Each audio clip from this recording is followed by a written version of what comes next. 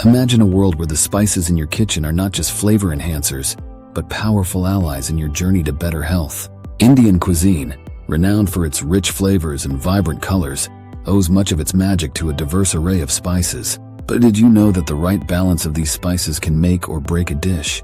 A significant shift in how we perceive spices, from something to be cautious of to essential components of a healthy diet.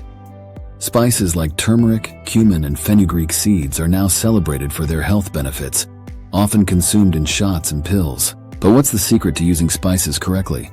Think of spices like a person, with both good and bad traits. Just as people thrive in the right environment, spices need the right context and quantity to be beneficial. Too much can lead to issues like acne and bloating, while too little can deprive you of smooth skin and a pain-free life.